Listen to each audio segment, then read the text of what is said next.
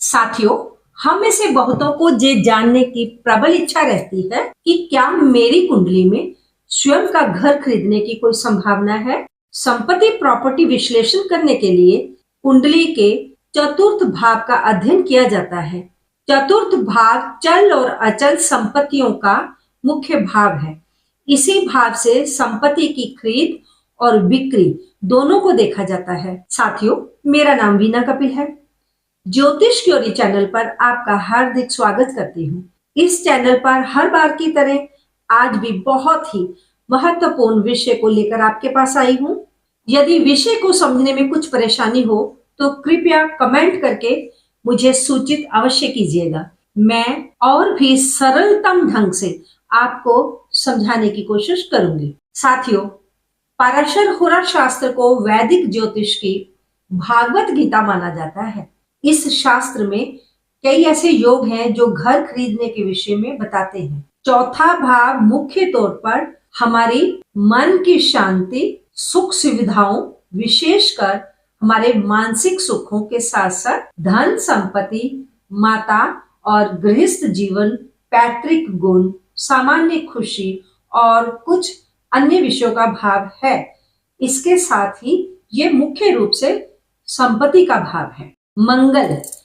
मंगल हमारे जीवन में अचल संपत्ति का कारक ग्रह है। इसका शुभ प्रभाव चतुर्थ भाव चतुरेश पर होना एक अच्छे घर का संकेत देता है। शनि ग्रह भूमि और पुराने घर अर्थात पुनर्खरीद वाला घर देता है। इसके अलावा शनि गोचर में जब चतुर्थ भाव को सक्रिय करता है तब घर के निर्माण कार्य भी पूर्ण होते हैं। शुक्र ग्रह का बली अवस्था में चतुर्थ या चतुरेष्ठ को प्रभावित करना एक भव्य घर होने का सूचक है। अब लगन भाव की बात करेंगे। लगन भाव वह भाव है जो व्यक्ति के स्वयं की योग्यता और शारीरिक क्षमता को दर्शाता है। शारीरिक रूप से स्वस्थ होने के बाद ही कोई व्यक्ति अपना घर, अपने जीवन की योजनाओं को पूरा कर सकता है। दूसरा भाव, ये भाव व्यक्ति के बैंक बैलेंस का भाव है। अगर किसी के पास धन ही नहीं होगा तो आप घर खरीद नहीं पाएंगे। चौथा भाव संपत्ति, खुशी और वाहनों का भाव है। इस प्रकार इस भाव की स्थिति को देश या विदेश किसी स्थान पर संपत्ति होगी ये जानने के लिए देखा जाता है। 11वां भाव, ये भाव लाभ और इच्छाओं की पूर्ति का मुख्य भाव है। ये वह भाव है जो ये तय करता है कि आपको खुद के घर की खुशी होगी या नहीं होगी, अपना घर कब प्राप्त होगा। इसके लिए महादशा का विचार किया जाता है। किसी व्यक्ति के पास मूल संपत्ति होगी या नहीं, ये महादशा तय करती है। चतुरेश, द्वितीयेश, एकादशेश और नवमेश जब इनकी दशाएं आती हैं तब व्यक्ति को घर देने में ये दशाएं सक्षम होती हैं। अपना घर किस आयु में मिलेगा? जब कोई ग्रह बली होगा, उच्च होगा या मूल त्रिकोण में होगा, अर्थात वो मजबूत स्थिति में होकर चतुरेश या चतुर्थ भाव आयेश, नवमेश और द्वितीयेश को प्रभावित करे तो ऐसा ग्रह घर देने की योग्यता रखता है। कम आयु में घर प्रदान करने का कार्य चंद्र ग्रह करता है और मध्यम आयु में घर प्रदान करने के लिए सूर्य और मंगल का अध्ययन किया जाता है। साथियों, सूर्य उत्तरायण में अर्थात जीवन के दूसरे पड़ाव में और चंद्र जीवन के आरंभिक वर्षों में हमें घर देता है। बुध 32 से लेकर 36 की आयु है, उसके अंदर हमें घर दे सकता है। बृहस्पति ग्रह, शुक्र ग्रह और राहु ये हमें कम उम्र में भी संपत्ति दे सकते हैं। शनि संपत्ति 44 की आयु के बाद ही देता है और केतु ग्रह तो 52 साल के बाद भी दे सकता है। प्रथम भाव, द्वितीय भाव, चतुर्थ भाव और एकादश भाव ये ऐसे भाव हैं जो जमीन, घर, संपत्ति होने का संकेत देते हैं। उम्मीद करती हूँ मेरे द्वारा दी जा रही जानकारी आपके काम आने वाली होगी। यदि आपको ये वीडियो पसंद आ रही है तो कृपया इसे शेयर अवश्य करें, लाइक भी करें। इससे मेरा भी मनोबल बढ़ेगा और आपको भी कुछ और भी उपयोगी सामग्री मिलती रहने की संभावना रहेगी। अब हम जानेंगे कि किस भाव का स्वामी कहाँ पर स्थित हो तो व्यक्ति जीवन में घर बना पाता है। यदि चतुर्थ भाव का स्वामी लगन स्वामी के साथ हो, अर्थात आपके प्रथम भाव का स्वामी और आपके चौथे भाव का स्वामी, आय भाव में यदि ये दोनों स्थित हों तो व्यक्ति के पास कई घर होंगे।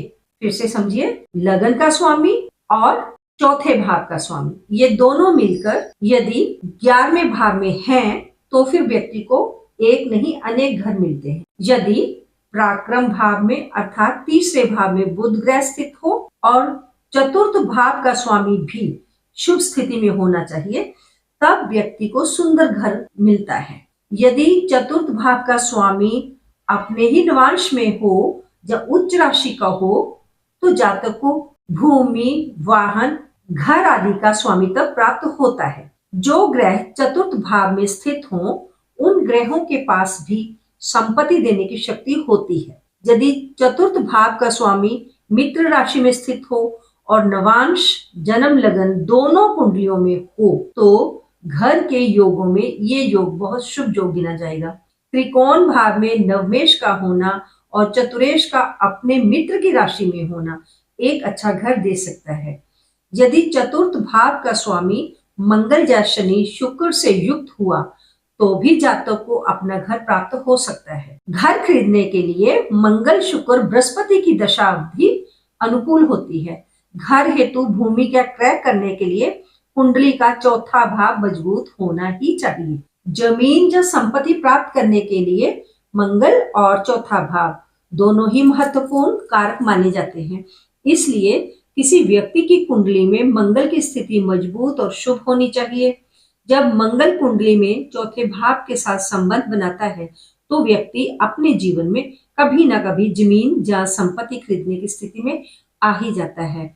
साथियों, आज की वीडियो में तो बस इतना ही, लेकिन नेक्स्ट वीडियो इसी का ही दूसरा हिस्सा है जिसमें पहले आप ये जान पाएंगे कि आपकी कुंडली में धन योग है भी या नहीं, क्योंकि धन होगा तभी तो आप अपना मकान बनाने के बारे में सोच सकते हैं ना। इसके बाद मैं आपको कुछ उपाय भी बताऊंगी जिन्हें करके आप अपने मन की इच्छा पूर्ण कर सकते हैं। साथियों, मैं तो जो भी उपाय आपको बताऊंगी वो बहुत ही सटीक और पूरे होने वाले हैं, किंतु एक बात का ध्यान अवश्य रखिए कि व्यक्ति का निरंतर कर्म में प्रवृत्त रहना आवश्यक है। कर्महीन व्यक्ति लाख उपाय करता रहे, उसे कोई लाभ मिलने वाला नहीं है। यदि भाग्य से उसे धन का खजाना मिल भी जाए तो भी वह शीघ्र ही रिक्त हो जाएगा। कर्महीन व्यक्ति के पास धन नहीं आता है और अगर भाग्यवश आ भी गया तो वह टिकेगा ही नहीं। इसलिए उपाय तभी प्रभावी होंगे जब व्यक्ति पूरी निष्ठा और शक्ति से श्रम करता रहेगा।